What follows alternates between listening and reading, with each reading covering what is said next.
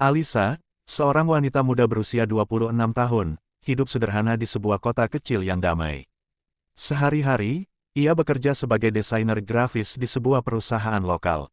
Kehidupannya cukup tenang, dikelilingi oleh teman-teman yang mendukung dan keluarga yang penuh kasih.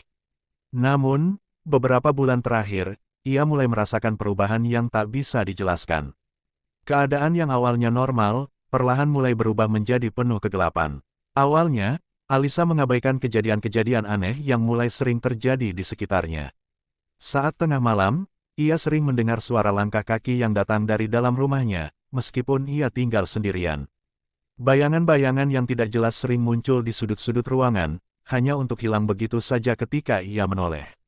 Kadang-kadang, benda-benda di rumahnya tiba-tiba bergerak sendiri, meski tidak ada angin atau gerakan yang bisa menjelaskannya. Namun, meskipun kejadian-kejadian ini membuatnya cemas, Alisa berusaha menepis rasa takutnya. Ia mencoba untuk berpikir rasional.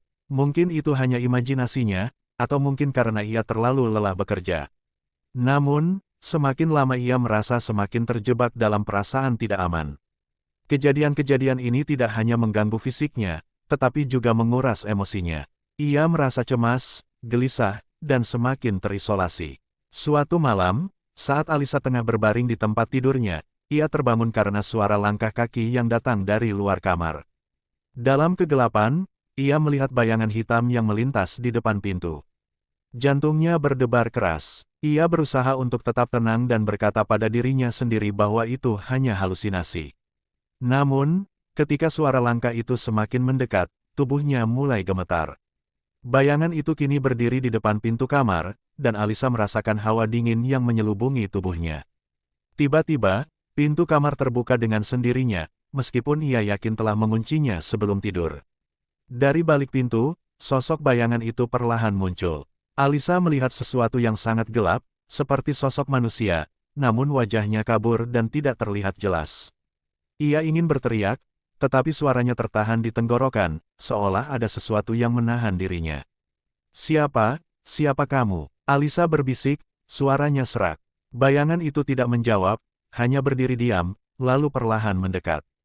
Alisa merasa tubuhnya seperti terikat, tidak bisa bergerak. Jantungnya berdegup kencang, dan ia merasa ada sesuatu yang memancar dari sosok itu, sebuah kekuatan yang membuatnya merasa sangat kecil dan tak berdaya. Tanpa bisa mengendalikan diri, ia menutup mata, berharap semua ini hanyalah mimpi buruk. Namun, ketika ia membuka mata lagi, bayangan itu masih ada, bahkan lebih dekat daripada sebelumnya. Sosok itu akhirnya menghilang begitu saja, meninggalkan Alisa dengan perasaan kacau dan ketakutan. Ketika ia menyalakan lampu kamar dan melihat sekelilingnya, tidak ada apa-apa. Pintu kamar yang tadi terbuka, kini kembali tertutup rapat.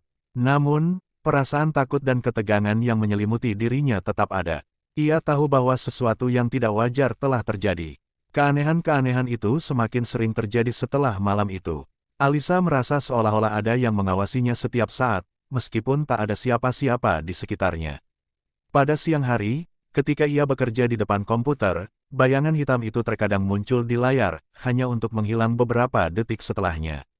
Ketika ia beranjak pergi, suara langkah kaki selalu mengikutinya, meskipun tidak ada orang lain di ruangan itu. Bahkan, ia mulai mendengar bisikan-bisikan halus yang tidak bisa ia mengerti, suara yang datang entah dari mana. Sampai pada suatu malam yang sangat mencekam, Alisa akhirnya merasa cukup dan memutuskan untuk mencari penjelasan. Ia mengunjungi sebuah toko buku besar, dan membeli berbagai buku tentang dunia gaib, paranormal, dan jin. Di antara buku-buku itu, satu buku menarik perhatiannya, Jin Qorin. Dalam buku itu dijelaskan bahwa Jin Qorin adalah jin yang mengikuti seseorang sejak lahir, yang biasanya tidak tampak tetapi selalu ada dalam kehidupan mereka. Jin ini bisa berfungsi sebagai pelindung, tetapi jika dibiarkan berkembang tanpa kendali, ia bisa menjadi sangat berbahaya. Membaca lebih jauh, Alisa menemukan bahwa Jin Qorin bisa menguasai hidup seseorang, menumbuhkan rasa takut, dan mengganggu kesehatan mental. Mereka bisa mengambil alih pikiran seseorang, merusak hubungan sosial, dan menanamkan perasaan cemas yang berlebihan. Setiap kali seseorang merasa terancam atau tertekan, Jin Qorin mereka akan semakin kuat. Alisa merasa ngeri. Ia mulai berpikir bahwa mungkin Jin Korin inilah yang menyebabkan semua kejadian aneh yang menimpa hidupnya. Sejak itu, teror yang ia alami semakin menjadi-jadi. Ia tidak hanya mendengar suara-suara aneh, tetapi juga melihat wujud Jin Korinnya lebih sering. Sosok itu kini muncul lebih jelas, dengan wajah yang semakin kabur dan penuh amarah. Kadang-kadang, ia bisa merasakan sentuhan dingin di tubuhnya, seperti ada tangan yang menyentuh wajah atau bahunya, namun ketika ia melihat, tak ada siapa-siapa. Pada suatu malam, ketika Alisa sedang duduk di ruang tamu, Jin Korinnya muncul lagi, kali ini dengan wujud yang lebih nyata. Bayangan hitam itu kini tampak seperti sosok pria yang tinggi besar, dengan mata merah yang menyala. Wajahnya kosong, hanya ada kebencian yang menyinari mata itu. Alisa, suara itu terdengar di dalam pikirannya, aku ada di sini untukmu. Kau tidak akan bisa melarikan diri.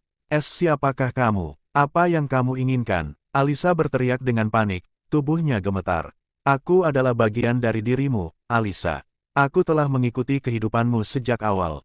Kita takkan terpisah. Kepanikan menguasai Alisa. Ia merasa seolah-olah ia berada di ambang kehancuran. Selama ini, ia tidak tahu bahwa Jin Korin yang selama ini tak tampak, akhirnya mulai menguasai dirinya. Teror ini semakin buruk dan semakin mengancam hidupnya. Alisa memutuskan untuk mencari bantuan. Ia mengunjungi seorang ustaz yang terkenal memiliki kemampuan untuk menangani masalah gaib.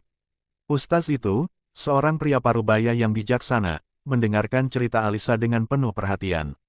Setelah mendengarkan dengan seksama, ustaz itu berkata dengan serius, Jin Korin bukanlah jin biasa. Ia adalah bagian dari kehidupanmu, mengikuti dan melindungimu sejak lahir. Namun, jika kamu tidak bisa mengendalikannya, ia akan menjadi sangat berbahaya. Ia bisa merusak hidupmu. Ustaz itu memberikan Alisa doa-doa tertentu yang harus dibaca setiap malam untuk mengusir jin tersebut. Alisa harus mengulang doa itu dengan sungguh-sungguh, mempercayakan dirinya sepenuhnya kepada Tuhan, dan berharap agar Jin Korin yang menguasainya bisa pergi.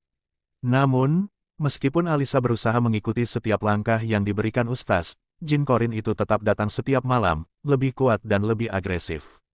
Ia merasakan hawa dingin yang mencekam di kamarnya, dan kadang-kadang, suara bisikan itu semakin jelas, seolah-olah jin tersebut berbicara langsung ke dalam pikirannya. Suatu malam, setelah berbulan-bulan berjuang melawan teror itu, Alisa merasa putus asa. Ia merasa tubuhnya lelah dan tak lagi punya kekuatan untuk melawan. Namun, pada saat itulah, ia mendengar suara Jin Korin itu lagi, kali ini lebih keras dari sebelumnya. Aku adalah bagian dari dirimu, Alisa. Jangan melawan aku. Alisa berteriak, aku tidak ingin hidup denganmu. Pergilah. Dengan segenap tenaga yang tersisa, ia membaca doa yang terakhir kali diberikan ustaz, sambil menangis, berharap agar semua teror ini berakhir. Dalam sekejap, ia merasakan seolah-olah tubuhnya diselimuti oleh cahaya hangat. Bayangan hitam itu perlahan menghilang, dan suasana di kamar itu menjadi tenang. Namun, meskipun Jin Korin itu kini telah pergi, Alisa tahu bahwa pertempuran ini belum berakhir. Jin itu adalah bagian dari dirinya, dan ia harus terus berjuang untuk memastikan bahwa ia tidak akan kembali. Ia tidak boleh terperangkap dalam ketakutan dan harus terus melangkah maju. Dalam hati, Alisa bertekad untuk menjalani hidupnya dengan lebih kuat, lebih bijaksana, dan dengan keyakinan bahwa meskipun teror dari Jin Korin masih bisa datang kapan saja, ia tidak akan pernah lagi menyerah.